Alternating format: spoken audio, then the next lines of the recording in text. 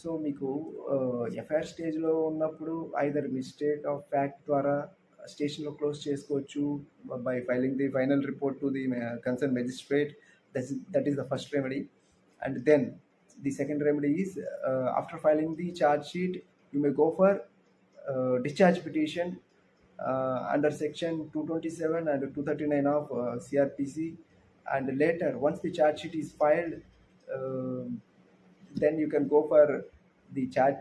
అది మీరు CA copy వేసుకొని సర్టిఫైడ్ కాపీ వేసుకొని దానికి అగెనిస్ట్గా కూడా మళ్ళీ క్వాష్ పిటిషన్ మూవ్ చేసుకోవచ్చు హైకోర్టులో. మోస్ట్లీ ఎఫ్ఐఆర్ మీద క్వాష్ పిటిషన్స్ అలౌ అవుతున్నాయండి.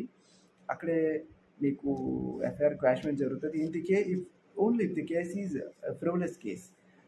ఇన్ కేస్ నేను ఫ్రివలెస్ కేస్ కాదు, నేను రియల్గా అఫెన్స్లో ఉన్నాను అనుకుంటే కనుక you have to go through the trial and you can prove your innocence there. So ఎవరన్నా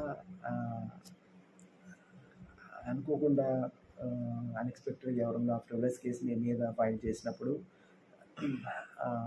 అన్ఎక్స్పెక్టెడ్గా మిమ్మల్ని ఏదైనా ఒక ఎఫ్ఐఆర్లో ఇన్వాల్వ్ చేసినప్పుడు ఖచ్చితంగా మీకు ఒక మంచి రెమెడీ ఉందండి. స్పీడీ రెమెడీ ఉంది. క్వాష్ పిటిషన్ మీరు హైకోర్టులో ఫైల్ చేసుకోవచ్చు. ఎవరన్నా అడ్వకేట్ని సంప్రదించండి.